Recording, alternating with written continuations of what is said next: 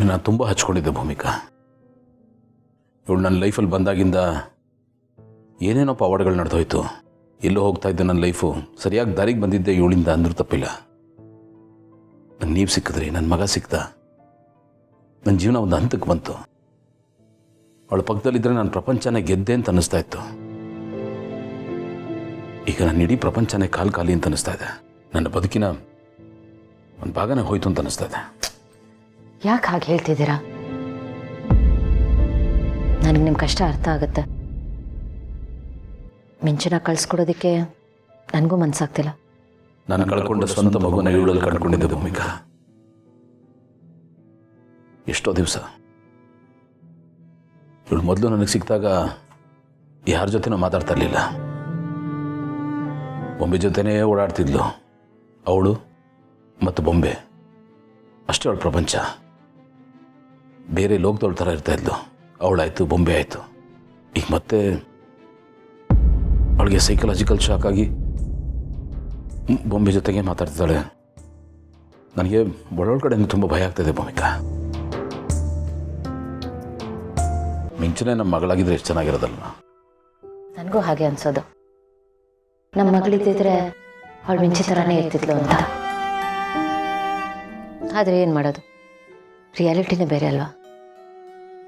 ಈ ಪರಿಸ್ಥಿತಿ ಬರ್ತಾ ಇದ್ದಿದ್ರೇ ಚೆನ್ನಾಗಿರೋದು. ಆದರೂ ನಂಗೆ ಅರ್ಥ ಆಗ್ತಿಲ್ಲ, ನಮಗೆ ಯಾಕೆ ಈ ರೀತಿ ಒಂದು ಫೀಲಿಂಗ್ ಆಗ್ತಿದೆ ಅಂತ. ನಮ್ಮ ಮನ್ಸು ಬಂದಾಗೆಲ್ಲ ಅವಳನ್ನು ಅಲ್ಲೋಗಿ ನೋಡ್ಕೊಂಡು ಬರ್ಬೋದಲ್ವಾ? ಆದರೂ ಆ ಮಗು ಜೊತೆ ನಮ್ಮ ಅಟ್ಯಾಚ್ಮೆಂಟ್ ಬೇರೆ ಥರನೇ ಇದೆ ಭೂಮಿಕಾ. ಒಳ್ಳೆ ರಕ್ತದ ನಂಟಿರೋ ಥರ ಫೀಲ್ ಇದೆ. ಈ ದೇವ್ರಿಗೆ ನನ್ನ ಮೇಲೆ ಯಾಕೆ ಇಷ್ಟು ಕೋಪ ಅನ್ನೋ ಗೊತ್ತಿಲ್ಲ. ಕೊಟ್ಟಾಗ ಮಾಡಿ ಕಿತ್ಕೋತಾ ಇದ್ದಾನೆ. ಆಗ ಎಷ್ಟು ಸಂತೋಷ ಕೊಟ್ಟಿದ್ನೋ ಅದರ ದುಪ್ಪಟ್ಟು ನೋವಾಗ್ತಾ ಇದೆ. ಈ ಟೈಮ್ ಅನ್ನೋದು ಎಷ್ಟು ಕ್ರೂರಿ ಅನಿಸ್ಬಿಡುತ್ತೆ. ಮಿಂಚು ಕಷ್ಟ ಕೊಡಬೇಕು ಅಂತ ನಾವು ಅವಳನ್ನು ಅಲ್ಲಿ ಕಳಿಸ್ಕೊಡ್ತಿಲ್ಲ. ಮಹಿಮಾ ಹುಷಾರಾಗಲಿ ಅಂತ ಕಳಿಸ್ಕೊಡ್ತಿದ್ವಿ. ಅದು ಬಿಟ್ಟರೆ ನಮ್ಮ ಹತ್ರ ಬೇರೆ ಚಾಯ್ಸು ಇಲ್ಲ.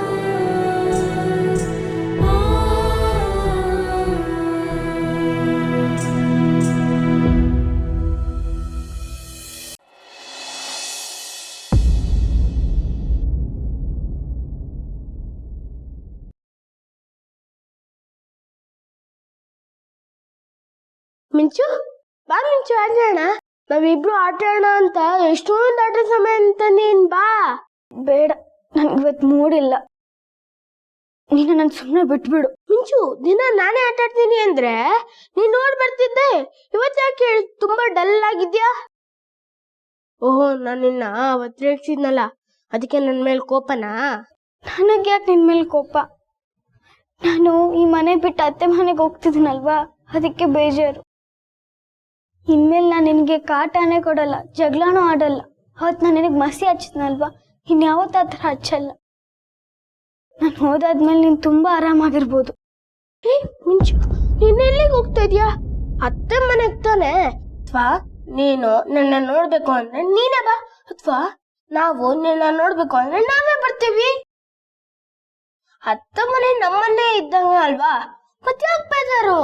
ಇಲ್ಲ ಅಪ್ಪು, ನಾನು ಅತ್ತೆ ಮನೆಗೆ ಹೋದಾದ್ಮೇಲೆ ಇನ್ಯಾವತ್ತೂ ವಾಪಸ್ ಬರಲ್ಲ.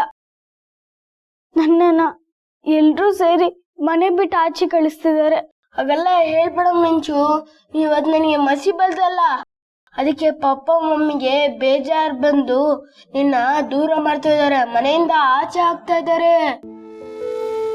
ಹಾಗಾದ್ರೆ ಒಂದ್ ಕೆಲ್ಸ ಮಾಡು, ಪಪ್ಪ ಮಮ್ಮಿ ಹತ್ರ ಹೋಗಿ ಸಾರಿ ಪಪ್ಪ, ಸಾರಿ ಮಮ್ಮಿ ಅಂತ ಕೇಳು. ಅವಾಗ ಅವ್ರು ನಿನ್ನ ಇಲ್ಲೇ ಇಳಿಸ್ಕೋತಾರೆ. ಇಲ್ಲ ಮಿಂಚು, ನಾನು ಹೇಳ್ದಂಗ್ ಮಾಡು, ಎಲ್ಲ ಸರಿ ಹೋಗುತ್ತೆ. ನೀನ್ ಇಲ್ಲೇ ಇರ್ಬೋದು. ಬೇಡ, ನಾನು ಅತ್ತೆ ಮನೆಗೆ ಹೋಗ್ತೀನಿ. ನಾನು ಹೋಗಿದ್ರೇನೆ ಎಲ್ರಿಗೂ ಇಷ್ಟ. ಏನ್ ಮಿಂಚು ಹೀಗೆ ಹೇಳ್ತಾ ಇದ್ಯಾ? ಏನಾದ್ರು ವಾಪಸ್ ಇಲ್ಲಿಗೆ ಬರೋದೇ ಇಲ್ವಾ? ಇಲ್ಲ, ನಾನು ಅತ್ತೆ ಮನೆಗೆ ಹೋದ್ರೆ ಇನ್ಯಾವತ್ತೂ ವಾಪಸ್ ಬರಲ್ಲ. Minchu, mummy mummy mummy mummy mummy ಏನಾಯ್ತಪ್ಪು? ಮಮ್ಮಿ ಪ್ಲೀಸ್ ಮಮ್ಮಿ, ಮಿಂಚುನ್ ಕಳಿಸ್ಬಿಡಿ ಮಮ್ಮಿ ಪ್ಲೀಸ್. ಏ ಕಂದ, ಮಿಂಚು ಅಜ್ಜಿ ತಾತ ಮನೆಗೆ ಹೋಗ್ತಿದ್ದಾಳೆ, ಸ್ವಲ್ಪ ದಿನ ಅಷ್ಟೇ, ಅಲ್ಲಿದ್ದು ವಾಪಸ್ ಬಂದ್ಬಿಡ್ತಾಳೆ. ಮಿಂಚು ಹೇಳ್ತಾ ಇದ್ಲು ಅತ್ತೆ ಮನೆಗೆ ಹೋದ್ರೆ ವಾಪಸ್ ಬರೋದೇ ಇಲ್ಲ ಅಂತ ಹೇಳ್ತಾ ಇದ್ಲು. ಮಿಂಚು ಹಾಗೆ ಹೇಳಿದ್ಲ? ಮಮ್ಮಿ. ನೀನು ಅಳ್ಬೇಡ.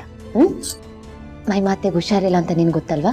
ಅದಕ್ಕೆ ಮಿಂಚು ಸ್ವಲ್ಪ ದಿನ ಅವ್ರ ಜೊತೆ ಇದ್ಬಿಟ್ಟು ಮೈ ಮಾತೆ ಸರಿ ಹೋದ ತಕ್ಷಣ ಇಲ್ಲಿ ಬಂದ್ಬಿಡ್ತಾಳೆ. ನಿಜಾನ ಮಮ್ಮಿ? ಖಂಡಿತ, ನೀ ನನ್ನ ನಂಬು. ಸರಿ ಮಮ್ಮಿ. ಅಳ್ಬೇಡ, ಹೋಗಾಟ.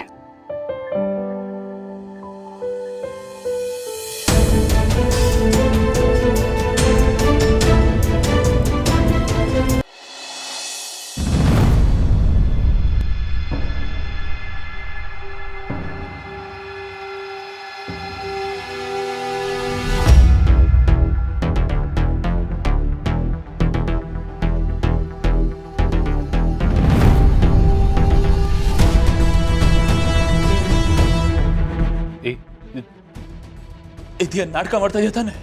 ದಿಯಾ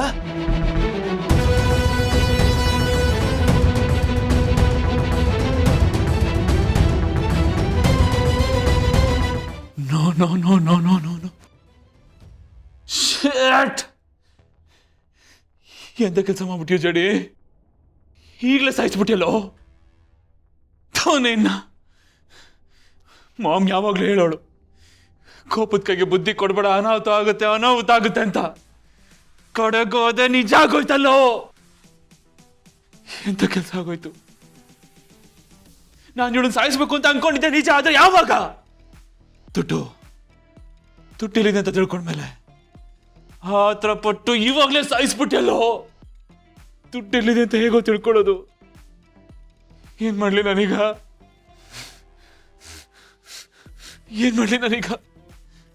ದಿಯಾ ದುಡ್ಡಲ್ಲಿದ್ದಾಳೆ. ದಿಯಾ ದುಡ್ಡಲ್ಲಿದ್ದಾಳೆ. ಪ್ಲೀಸ್ ಇದ್ದಾಳೆ.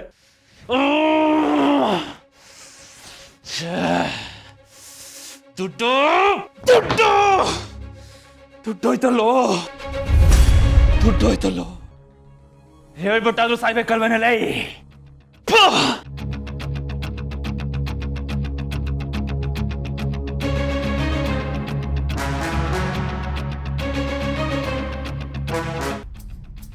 ಏನ್ ಮಾಡ್ಲಿ ಈಗ ಅವಳನ್ನ?